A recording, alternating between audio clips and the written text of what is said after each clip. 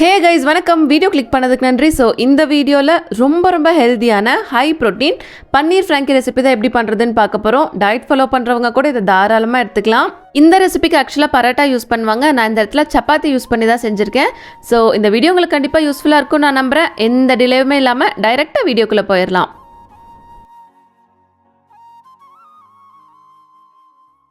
இந்த ரெசிபி பண்ணுறதுக்கான ஃபர்ஸ்ட் ஸ்டெப்பாக நம்ம சப்பாத்தி மாவு பிணைஞ்சு எடுத்துக்கலாம். அதுக்கு நான் இந்த இடத்துல 250 கிராம்ஸ் கப்பில் 2 கப் கோதுமை மாவு சேர்த்துருக்கேன். அந்த 2 கப் கோதுமை மாவுக்கு 1/4 டேபிள் ஸ்பூனுக்கு கம்மியாக உப்பு, 2 டேபிள் ஸ்பூன் ஆயில் சேர்த்து ஒரு தடவை நல்லா பரட்டி விட்டுக்கலாம். ஆயில் உள்ள ஆட் பண்ணிக்கிறதுங்கிறது ஆப்ஷனல் தான், தேவையில்லைன்னா விட்டுடலாம். ஏன்னா ஆயில் சேர்த்தோம் அப்படின்னா சப்பாத்தி நல்லா சாஃப்டாக வரும்.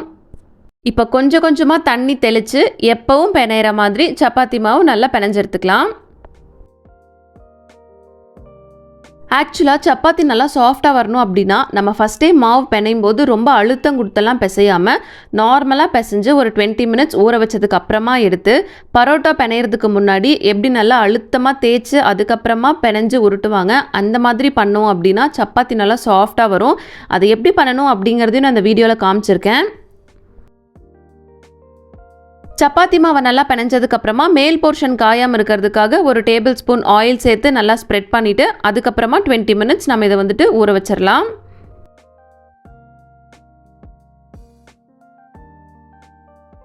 ஆக்சுவலாக ஒரு ஒயிட் கிளாத்தை மேலே ஸ்ப்ரெட் பண்ணியே கொஞ்சம் நேரம் ஊற வச்சிடலாம். என்கிட்ட அப்போ அது இல்லை அப்படிங்கிறதால இந்த மாதிரி ஒரு பிளாஸ்டிக் பேக்கில் போட்டு காற்று படாமல் ஒரு 20 மினிட்ஸ் ஊற வைக்க போகிறேன்.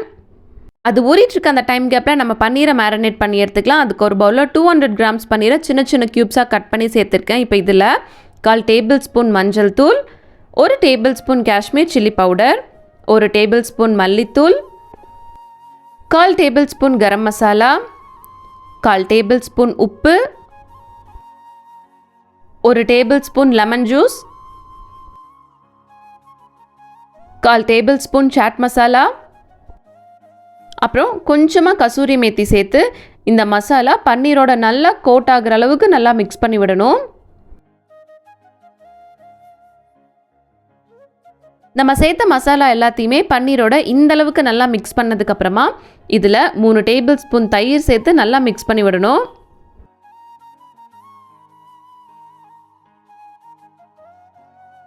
இந்த அளவுக்கு நல்லா மிக்ஸ் பண்ணி விட்டதுக்கப்புறமா இதை மினிமம் 15 மினிட்ஸ்லேருந்து 30 மினிட்ஸ் வரைக்கும் மேரினேஷனுக்கு வச்சிடலாம். அடுத்து இந்த ஃப்ராங்கி ரெசிபிக்கு ஒரு மின்ட் சட்னி செய்வாங்க. அதுக்கு ஒரு மிக்ஸி ஜாரில் 1 கப் புதினா இலை, 1 கப் மல்லி இலை சேர்த்துட்டு இப்போது இதுலேயே 2 பச்சை மிளகாய், 4 பல் பூண்டு, ஒரு சின்ன துண்டு இஞ்சி, 1/4 டேபிள் ஸ்பூன் சீரகம், 2 டேபிள் ஸ்பூன் தயிர், 1 டேபிள் ஸ்பூன் லெமன் ஜூஸ். இப்போது ரொம்ப கொஞ்சமாக தண்ணி சேர்த்து நல்லா சாஃப்டாக மைய அரைச்சி எடுத்துகிட்டு வந்துக்கலாம். இந்த அளவுக்கு கொஞ்சம் கூட தருன்னு இல்லாமல் நல்லா சாஃப்டாக அரைச்சி எடுத்துகிட்டு வந்துக்கணும். இப்போ ஒரு 20 மினிட்ஸ்க்கு அப்புறமா நம்ம மேரினேட் பண்ணி வச்ச பன்னீரை குக் பண்ண ஸ்டார்ட் பண்ணிடலாம். அதுக்கு ஒரு கடாயில் 2 டேபிள் ஸ்பூன் ஆயில் நல்லா சூடானதுக்கப்புறமா நம்ம மேரினேட் பண்ணி வச்ச பன்னீர் எல்லாத்தையுமே உள்ளே சேர்த்து ஒரு 4 to 5 மினிட்ஸ் ஹை ஃப்ளேம்லேயே நல்லா குக் பண்ணலாம். அடிகனமான பாத்திரம் எடுத்திங்கன்னா ஹை ஃப்ளேம்லேயே வச்சு குக் பண்ணுங்கள், ஒன்றும் ஆகாது. லேசான பாத்திரம் எடுத்திருக்க பட்சத்தில் சிம் டு மீடியம் ஃப்ளேமில் வச்சு குக் பண்ணிக்கோங்க. அப்ராக்சிமேட்டாக ஒரு 5 மினிட்ஸ்லேயே பன்னீரில் இருக்க தண்ணி எல்லாமே போய் இந்த அளவுக்கு குக் ஆகிருக்கும். இப்போ இதுலேயே ஒரு வெங்காயத்தை தின் ஸ்லைஸாக கட் பண்ணி வச்சுருக்கேன், அதையும் உள்ளே சேர்த்துட்டு அது போக 1 கேரட், 1 கப் கேப்சிகம், நான் இந்த இடத்துல கலர் கேப்சிகம் எடுத்திருக்கேன், அது போக 1 தக்காளியை தின் ஸ்லைஸாக கட் பண்ணி வச்சுருக்கேன், அதையும் உள்ளே சேர்த்து ஒரு தடவை பன்னீரோட நல்லா பரட்டி விட்டுடலாம். ஆக்சுவலாக அந்த ரெசிபிக்கு பன்னீரை மட்டும் குக் பண்ணிவிட்டு வெஜிடபிள்ஸ் எல்லாம் ராவாக அப்படியே ரேப்பில் வச்சு தருவாங்க. அந்த டேஸ்ட் ஒரு சிலருக்கு பிடிக்காது. பட் இந்த மாதிரி ட்ரை பண்ணி பாருங்கள், டேஸ்ட் வைஸ் உண்மையாலுமே ரொம்ப நல்லாயிருக்கும்.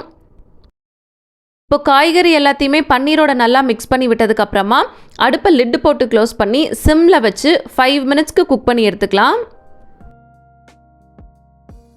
ஆக்சுவலாக காய்கறியை 5 மினிட்ஸ்லேருந்து 5 மினிட்ஸுக்கு கம்மியாகவே நீங்கள் குக் பண்ணிங்கனாலே போதும், கரெக்டாக குக் ஆகிருக்கும். நீங்கள் இப்போ இதை எடுத்து டேஸ்ட் பார்க்கும்போது காய்கறியெல்லாம் ஒரு 50% வெந்திருக்கணும், கொஞ்சம் க்ரன்ச்சியாக இருக்கணும் சாப்பிடும்போது, அந்த மாதிரி இருந்தால் கரெக்டாக இருக்கும். இப்போது காய்கறியில் உப்பெல்லாம் சரியாக இருக்கான்னு பார்த்துட்டு கடைசியாக கொஞ்சம் மல்லி இலை தூவி மிக்ஸ் பண்ணிட்டோம் அப்படின்னா நம்மளோட பன்னீர் ரெடி ஆயிரும்.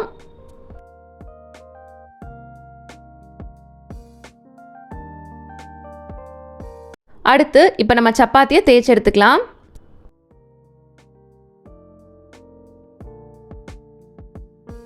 இப்போ இந்த ஸ்டேஜில் தான் சப்பாத்தி மாவை இது மாதிரி நல்லா அழுத்தம் கொடுத்து ஒரு 5 மினிட்ஸ்க்கு தேய்க்கணும்.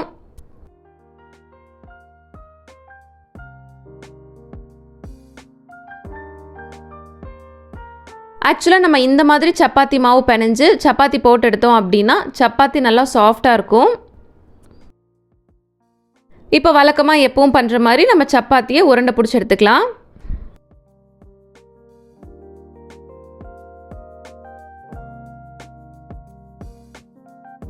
இந்த ரெசிபிக்கு சப்பாத்தி உருண்டை உருட்டும் போது கொஞ்சம் பெரிய பெரிய உருண்டையாக உருட்டிக்கோங்க. இந்த சைஸ்க்கு இருந்தால் ஓகே. இப்போ எப்பவும் சப்பாத்தி தேய்ச்சி எடுக்கிற மாதிரி எடுத்துக்கலாம். ரொம்ப தின்னாக உருட்ட வேணாம், கொஞ்சம் திக்காக தேய்ச்சி எடுத்துக்கலாம். ஏன்னா இந்த ரெசிபிக்கு பரோட்டா யூஸ் பண்ணுவாங்க. அதனால் நம்ம wrap கையில் பிடிச்சி சாப்பிடும் போது நல்லா ஸ்டிஃபாக நிற்கும். அதனால் நீங்கள் சப்பாத்தியும் கொஞ்சம் திக்காக போட்டு எடுத்துட்டீங்க அப்படின்னா கையில் பிடிச்சி சாப்பிடும்போது கொஞ்சம் கம்ஃபர்டபுளாக இருக்கும். இப்போது இந்த அளவுக்கு கொஞ்சம் திக்காக தேய்ச்சி எடுத்துட்டோம்னாலே போதும், கரெக்டாக இருக்கும். இப்போ சப்பாத்தி எல்லாத்தையுமே நம்ம தவாவில் போட்டு எடுத்துடலாம். குக்கிங் பார்ட் எல்லாமே முடிஞ்சது. இப்போ ஃபைனலாக நம்ம wrap செட் பண்ணிடலாம். அதுக்கு நம்ம போட்டு வச்சுருந்த சப்பாத்தியிலேருந்து ஒரு சப்பாத்தி எடுத்து 2 டேபிள் ஸ்பூன் நம்ம ரெடி பண்ணி வச்சுருக்க மின்ட் சட்னி நல்லா ஸ்ப்ரெட் பண்ணி விட்டுக்கலாம். அடுத்து நம்ம ரெடி பண்ணி வச்சுருந்த பன்னீரை இது மாதிரி ஒரு 4 டேபிள் ஸ்பூன் உள்ளே வச்சுக்கலாம். 4 டேபிள் ஸ்பூன் அப்படிங்கிறது ஒரு அப்ராக்சிமேட்டாக தான் சொன்னேன். உங்களுக்கு எவ்வளோ வேணுமோ அவ்வளோ உள்ளே ஸ்டஃப் பண்ணி இது மாதிரி ரோல் பண்ணி சாப்பிட்டோம் அப்படின்னா செம்ம டேஸ்ட்டாக இருக்கும். இப்போது இதை நான் கட் பண்ணி காமிக்கிறேன் பாருங்கள். ஆக்சுவலாக அந்த ரெசிபியை குழந்தைங்கள்லேருந்து டயட் ஃபாலோ பண்ணுறவங்க வரைக்கும் எல்லாருமே சாப்பிட்லாம், ரொம்ப ஹெல்தி. அடுத்து இதே ரெசிபியை கடையில் வாங்குகிற டேஸ்ட்டில் எப்படி பண்ணுறதுன்னு பார்க்கலாம். அதுக்கு ஒரு சப்பாத்தி மேலே 2 tablespoon mint chutney 2 tablespoon mayonnaise சேர்த்து நல்லா ஸ்ப்ரெட் பண்ணி விட்டுக்கலாம். ஆக்சுவலாக கடையில் வாங்குற மாதிரியே டேஸ்ட் வரணும்னா நீங்கள் சப்பாத்திக்கு பதிலாக பரோட்டா கூட யூஸ் பண்ணிக்கலாம். இப்போ நம்ம ரெடி பண்ணி வச்சுருக்க பன்னீரையும் உள்ளே வச்சு 2 டேபிள் ஸ்பூன் கெச்சப்பும் உள்ளே சேர்த்துட்டு உங்களுக்கு எவ்வளோ சீஸ் வேணுமோ அவ்வளோ சீஸ் ஆட் பண்ணிக்கலாம். நான் இந்த இடத்துல ஒரு சீஸ் க்யூப்ஸை நல்லா இப்படி துருவி சேர்த்துக்கிறேன். இப்போ அதை நல்லா ரோல் பண்ணி ஒரே நிமிஷம் அவன்லேயோ அப்படி இல்லைன்னா தவாலையோ வச்சு எடுத்து சர்வ் பண்ணிங்க அப்படின்னா செம்ம டேஸ்ட்டாக இருக்கும். இப்போ இதையும் உங்களுக்கு நான் கட் பண்ணி காமிக்கிறேன் பாருங்கள். ஸோ இந்த வீடியோ உங்களுக்கு கண்டிப்பாக ஹெல்ப்ஃபுல்லாக இருந்திருக்கும் நான் நம்புகிறேன். வீடியோ பிடிச்சிருந்தா ஃப்ரெண்ட்ஸ் அண்ட் ஃபேமிலிக்கு ஷேர் பண்ணுங்கள். முடிஞ்சால் அப்படியே சப்ஸ்கிரைபும் பண்ணுங்கள். இவ்வளோ நேரம் என் வீடியோ பொறுமையாக பார்த்த எல்லாத்துக்கும் ரொம்ப நன்றி.